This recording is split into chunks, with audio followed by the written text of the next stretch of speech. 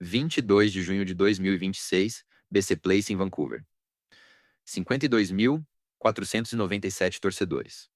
Copa do Mundo, Grupo G. Depois de 92 anos e 8 jogos sem vencer, o Egito finalmente conseguiu a primeira vitória em Copas. O nome do cara que fez isso? Você já sabe. Pois é. Você provavelmente já viu o lance, o gol, a comemoração. Mas o que ninguém tá te contando direito é o peso disso. Porque não foi só um jogo. O Egito participou da Copa do Mundo pela primeira vez em 1934 e perdeu. Voltou em 1990. 3 jogos, 3 resultados mornos, nenhuma vitória. Em 2018, com Salah no auge da carreira, 4 pontos na fase de grupos. Segundo a BBC, a melhor campanha egípcia até então, mas ainda sem vitória. Isso mesmo, novamente sem vencer. O que aconteceu em Vancouver não foi só uma partida de futebol, foi a quebra de um trauma de quase um século. E o melhor, o cara que fez isso pode não estar em campo no próximo jogo. Vamos ao contexto. O Egito chegou na Copa de 2026 no Grupo G, ao lado de Bélgica, Nova Zelândia e Irã. Na estreia, empatou sem gols contra a Bélgica. Um resultado que, segundo o Terra Sports, gerou polêmica. O técnico Hossam Hassan substituiu Salah no segundo tempo e o jogador não escondeu a insatisfação. Hossam Hassan, que é o maior artilheiro da história da seleção egípcia, com 68 gols, chegou a negar publicamente, em entrevista coletiva no dia 18 de junho, que houve briga entre os dois. O que, convenhamos, não costuma ser negado quando não aconteceu. No segundo jogo, contra o Irã, novo empate. Agora por 1-1. O gol egípcio saiu dos pés de Mostafa Marmoush, aos 34 minutos do primeiro tempo, mas o Irã empatou no fim com uma cabeçada de Taremi. E aí veio a bomba. Segundo a Reuters, Salah sentiu um estiramento no tendão da coxa direita durante essa partida. Mais especificamente aos 72 minutos, quando tentou um arranque e parou de repente, segurando a parte de trás da coxa. A Federação Egípcia confirmou a lesão no dia seguinte, mas não deu prazo de recuperação. O que se sabia até o terceiro jogo era que Salah estava em tratamento intensivo com gelo, fisioterapia e sessões duplas de recuperação. Contra a Nova Zelândia, ele começou no banco. O técnico Hossam Hassan escalou o time titular com Mostafa Chober no gol, Mohamed Heni, Remy Rabia, Abdelmonem e Fatou na defesa, Eunene Isaac no meio-campo, e um ataque com Marmoush, Zico e o próprio Salah. Isso mesmo, Salah começou jogando contra o que muitos esperavam. Do outro lado, a Nova Zelândia veio com Max Crocombe no gol, Surman e Makowat no ataque, e o jogo começou do pior jeito possível para o Egito. Aos 15 minutos do primeiro tempo, Surman subiu mais alto que a zaga egípcia e cabeceou firme no cantinho de Chobeir. 1-0 Nova Zelândia. Silêncio no BC Place. O Egito, que nunca tinha vencido na Copa, começava a perder de novo. Parecia o roteiro de sempre. O primeiro tempo foi morno.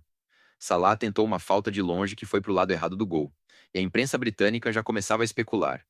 Será que ele não está 100%? Segundo o Sky Sports, a movimentação de Salah no primeiro tempo foi visivelmente contida. Ele evitava sprints longos, protegia a perna direita, e o time inteiro parecia jogar num ritmo mais lento, como se estivesse esperando algo acontecer. O técnico Hossam Hassan, em entrevista ao canal egípcio Intime Sports após o jogo, disse: Salah me pediu para ficar em campo. Ele disse que sentiria mais dor sentado no banco do que jogando. Uma frase que o mundo deportivo classificou como a declaração mais sincera de um técnico nesta Copa. Mas o segundo tempo foi outra história completamente diferente. Aos 58 minutos, Mohamed Heni cruzou da direita e Mostafa Zico. Nome completo: Zaki Abdel Rauf, 22 anos, meia do Pyramids FC. Cabeceou livre no cantinho sem chance para o goleiro Crocombe. Empate. O BC Place explodiu. E aí, aos 67 minutos, veio o momento que vai entrar para os arquivos da FIFA. Zico trocou passes com Salah na entrada da área. Uma tabela curta, 2 toques, coisa de 3 segundos. O camisa 10 recebeu de frente para o gol, dominou com a direita, olhou e bateu colocado no canto esquerdo. No estilo que a Premier League aprendeu a temer durante anos, segundo a BBC Sport. Gol. Virada. O rei egípcio correu para o corner, ajoelhou, apontou para o céu. E o estádio veio abaixo. O mais impressionante. Segundo a BBC Sport, esse foi o 68º gol de Salah em 118 jogos pela seleção. Um gol a menos do que o recorde absoluto do técnico Hossam Hassan. Mas não parou por aí. Aos 82 minutos, Trezeguet, que tinha acabado de entrar no lugar de Marmoush, mergulhou de cabeça num escanteio cobrado por Salah no segundo pau e fechou o caixão. 3-1. Placar final. Vitória histórica. Agora vem o que ninguém está conectando. A vitória histórica, a primeira em 92 anos, tem um preço potencialmente devastador. Porque, olha a ironia, Salah precisou jogar os 90 minutos contra a Nova Zelândia para conseguir esse feito. 90 minutos com um tendão estirado. 90 minutos que, segundo o G Globo, deixaram o departamento médico egípcio em alerta máximo. O médico da seleção, Dr. Tamer El-Zayat, esteve à beira do campo durante todo o segundo tempo, monitorando cada movimento do atacante e comunicou à comissão técnica que o risco de agravamento era significativo, acima de 50%. O lateral Ahmed Fatou, que saiu no intervalo com dores no joelho, também é dúvida.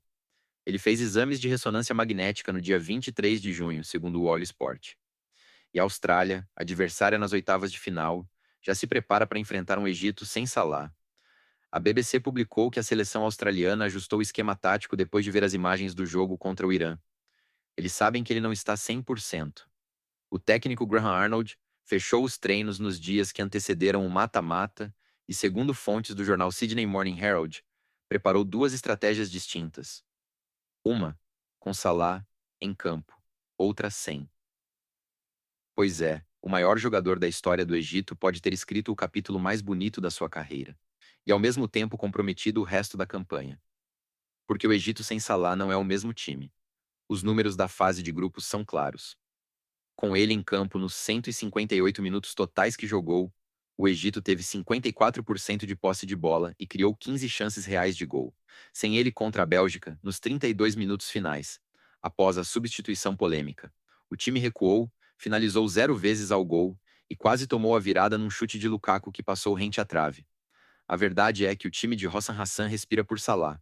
E isso é só metade do que ninguém te contou. Toda semana eu volto com um caso desses. E é aqui que a história ganha uma dimensão que vai além do resultado. Porque o Egito finalmente venceu na Copa. Mas a primeira vitória do país pode ser também a despedida do seu maior jogador. Não é drama gratuito. Olha os fatos. Mohamed Salah tem 34 anos. Esta é a terceira participação dele em Copas. A primeira foi 2018, na Rússia, onde ele fez 2 gols, mas o time caiu na fase de grupos. Depois veio a dolorosa ausência em 2022, quando o Egito perdeu a vaga nos pênaltis para Senegal na repescagem africana. Salah perdeu a cobrança decisiva, diga-se de passagem. E agora 2026. A próxima Copa, em 2030, ele vai ter 38 anos. E a história mostra que jogadores africanos nessa idade raramente mantêm o nível físico necessário para competir no mais alto nível. Nenhum jogador egípcio na história carregou o time nas costas como ele carregou nesses 3 jogos. O que o BC Place viu naquela tarde de 22 de junho não foi só um gol. Foi o ponto final de uma narrativa de frustração que começou em 1934, quando o Egito estreou em Copas na Itália fascista e perdeu por 4-2 para a Hungria nas quartas de final. Sim, na época o torneio era mata-mata desde o início. O time que tinha mais derrotas em estreias do que a maioria dos países tem participações. O time que ficou 92 anos. Exatos 33.598 dias. Sem saber o que é ouvir o hino depois de uma vitória em Copa do Mundo. Pois é, isso muda como você vê aquele gol. Não é só um golaço. É a redenção de um país inteiro. E pode ser o último grande momento de Salah com a camisa vermelha numa Copa do Mundo. Se ele não jogar contra a Austrália, marcada para 28 de junho no estádio Levi's em Santa Clara, na Califórnia, ou jogar e sentir a lesão de novo, a pergunta que fica não é só se o Egito passa para as quartas de final. É se a gente vai ver o rei egípcio em campo numa Copa de novo. O fato é, 92 anos de espera, 8 jogos, 0 vitórias. E um homem de 34 anos com um tendão estirado resolveu isso em 15 minutos de golaço e assistência. Agora a pergunta que fica é para você. Salah joga contra a Austrália e arrisca uma lesão maior que pode encerrar a carreira dele. Ou o Egito tenta a sorte sem ele e aposta num time que nunca venceu na Copa sem o camisa 10. Se gostou dessa análise, clique em inscrever. Toda semana tem um express novo dissecando o que ninguém viu no esporte e nas atualidades. E, falando nisso, será que a Austrália, que eliminou a Escócia na fase de grupos com uma vitória por 2-0, consegue parar no Egito sem o seu maior jogador?